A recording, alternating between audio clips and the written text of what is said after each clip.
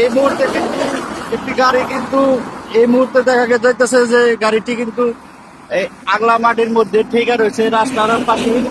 তো এটা কি কারণে হয়েছে, কেন হয়েছে বুঝতে পারি নাই। তো আমরা জিজ্ঞাসা করবো এখন যে আসলে গাড়িটি কেমনে এই জায়গায় মাটির মধ্যে ঠেকা রয়েছে। রাস্তা কিন্তু দেখা যাইতেছে অনেক কিন্তু ফাঁকে, রাস্তার বাইরে কিন্তু চলে গেছে। তো এখানে ছোট ভাই আছে। ছোট ভাই, এটা কি কারণে এই গাড়িটি দেখা যাইতেছে যে মাল লোড করা যে উত্তরবঙ্গে যাইতেছিল, সে গাড়িটি আসলে কিসের জন্য, এটা এর কারণ কি?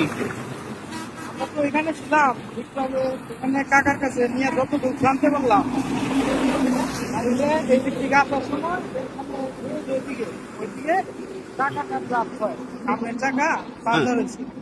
পরে ওটা মানে কন্ট্রোল হারাইয়া ওইদিকে ভালো আমাদের মাল দুর্ঘটনা আছে। ওইদিকে দুর্ঘটনা হইলে আরো বড় কিছু হইতে পারতো, ওরকম কিছু হয় নাই। ওখানেই মানে এখন টাচ যাক।